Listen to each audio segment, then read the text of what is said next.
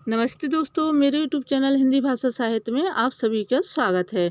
साथियों, सबसे पहले तो मैं आप लोगों का थैंक्स करना चाहूँगी कि आप लोग इस यूट्यूब चैनल से जुड़े, और यदि आप नए हैं तो चैनल को सब्सक्राइब करें, बेल आइकन दबाएं, जिससे आपको नोटिफिकेशन समय समय पर मिलते रहें। साथियों, यूजीसी नेट और सेट में सेकेंड पेपर की तो तैयारी हम करते ही हैं, इसके अलावा हमें पेपर 1 की भी तैयारी करना अत्यंत ज़रूरी रहता, क्योंकि देखिए एक ही पेपर के भरोसे हमारा जो नेट सेट है वो क्वालिफाइड होना इम्पॉसिबल हो जाता है। और पेपर 1 के कुछ इम्पोर्टेंट टॉपिक हैं, उनको देखते रहना चाहिए, उनको पढ़ते रहना चाहिए। तो इस चैनल पे आपको पेपर 1 पेपर 2 दोनों की तैयारी करवाई जाएगी। तो चलिए देखते हैं पेपर 1 के कुछ मोस्ट इम्पॉर्टेंट प्रश्न। प्रश्न पहला है, आप अध्यापन को अन्य व्यवसायों से प्राथमिकता क्यों देते हैं?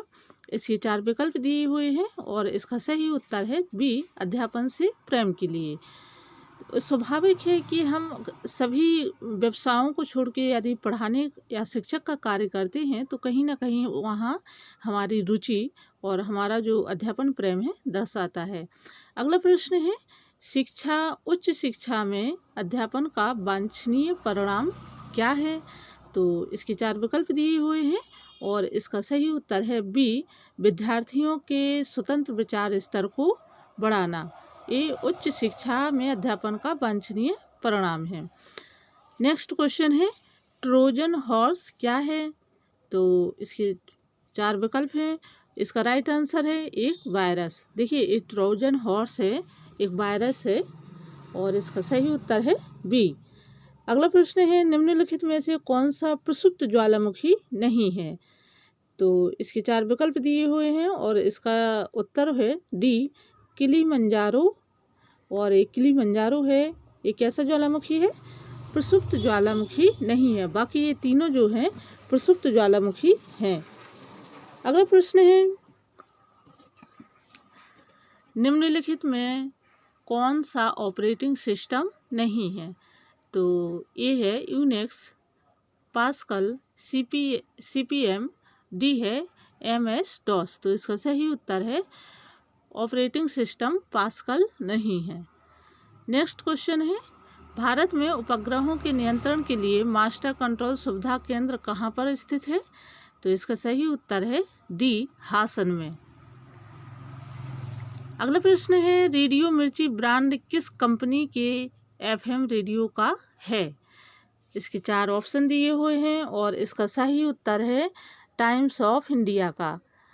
और अगला प्रश्न है, विदेश संचार निगम लिमिटेड BSNL की ईमेल सेवा का नाम क्या है? तो इसका सही उत्तर है BSNL की ईमेल सेवा का नाम HRMS 400 है, या इसे हम HRMS 400 कह सकते हैं। अगला प्रश्न है, कक्षा में संप्रेषण माध्यम है, ए अंतःक्रिया का, बी अधिगम का, सी विचारों के आदान प्रदान का। तो इसका सही उत्तर है ये सभी। कक्षा में संप्रेषण जो है अंतःक्रिया भी होती है, अधिगम यानी कि सीखते भी हैं, और विचारों के आदान प्रदान यानी कि कम्युनिकेशन जो है वो कक्षा में होता है। अगला प्रश्न है, जब आप कक्षा में शिक्षण कराते हैं तो कक्षा में डैश डैश साथ में क्या चलता है? तो इसका सही उत्तर है बी, गैर शाब्दिक विचार संप्रेषण, यानी कि कुछ ऐसी क्रियाएं भी होती हैं कि जो शब्दों के माध्यम से वो व्यक्त नहीं होती हैं।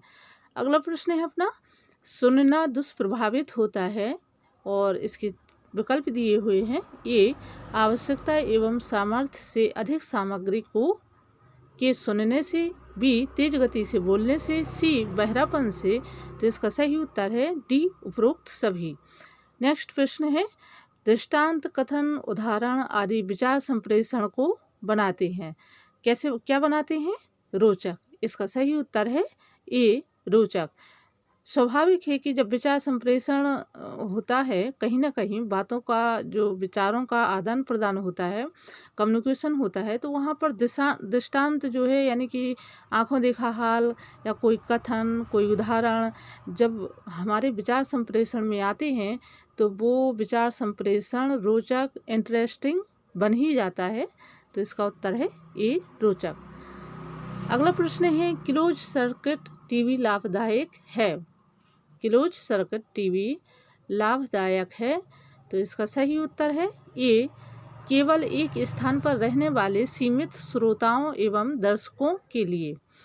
अगला प्रश्न है, संप्रेषण के प्रभाव को संवर्धित करने के लिए पुनर्वलन का विशेष महत्व है, तो इसका सही उत्तर है डी, सदैव।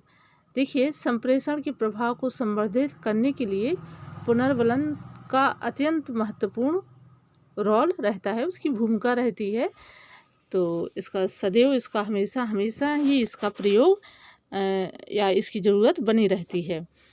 अगला प्रश्न है, सिद्धांत सही है क्योंकि 4 विकल्प दिए हुए हैं और इसका सही उत्तर है डी, इसके निष्कर्ष अधिकांश प्रेक्षणों से मेल खाते हैं।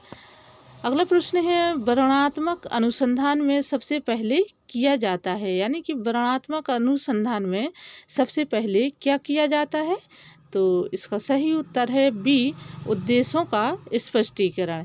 यानी कि जब हम वर्णनात्मक अनुसंधान करते हैं तो सबसे पहले हमें अपने उद्देश्य जो हैं स्पष्ट करने होते हैं कि किन उद्देश्यों को लेकर के हम अपना अनुसंधान या वर्णनात्मक अनुसंधान कर रहे हैं।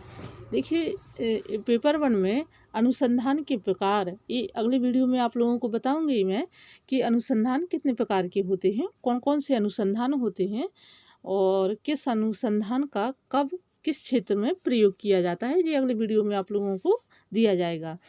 अगला प्रश्न है, घटना का तथ्यात्मक प्रस्तुतिकरण करने के लिए प्रयोग किया जाता है, तो इसके 4 विकल्प दिए हुए हैं और इसका सही उत्तर है, घटना का तथ्यात्मक प्रस्तुतिकरण करने के लिए वर्णनात्मक अनुसंधान का प्रयोग किया जाता है।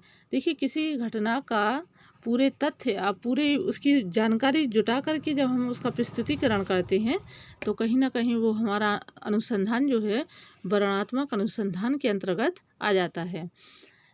अगला प्रश्न है, सांख्यिकी अनुमान क्या है, तो इसके 4 विकल्प दिए हुए हैं और इसका सही उत्तर है, सांख्यिकीय विधियों का प्रयोग करना सांख्यिकीय अनुमान है।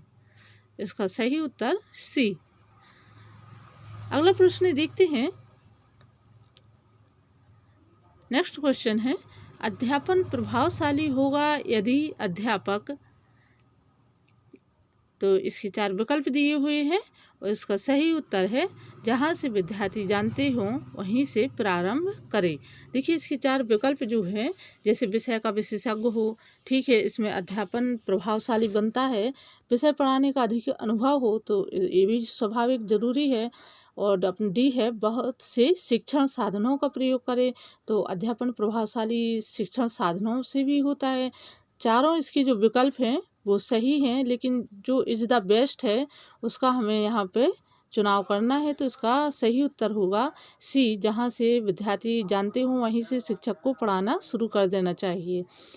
अगला प्रश्न है, यदि छात्र आपकी कक्षा में उपस्थित नहीं हो रहे हैं तो आप क्या करेंगे, तो एक नैतिक हमारी जिम्मेदारी बनती है कि यदि कक्षा में छात्र जो हैं उपस्थित नहीं हो रहे हैं, क्लास में नहीं आ रहे हैं, तो इसका डी सही उत्तर है, कारण जानने का प्रयास करेंगे एवं उनसे दूर करेंगे।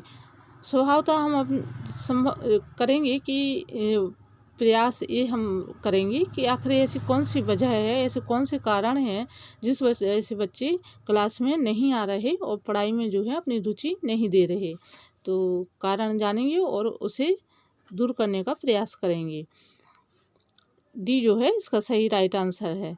साथियों, आज की जो पेपर 1 के क्वेश्चन है वो आप लोगों के सामने को दिए मैंने, और मैं उम्मीद करती हूँ कि आप लोग को ये पसंद आएंगे और इनसे आप लाभ भी लेंगे। और यदि आपको वीडियो अच्छा लगता है तो कमेंट बॉक्स में ज़रूर लिखिए, कोई कमी हो तो वो भी लिखिए, और आप लोग पढ़िए, आगे बढ़िए। धन्यवाद।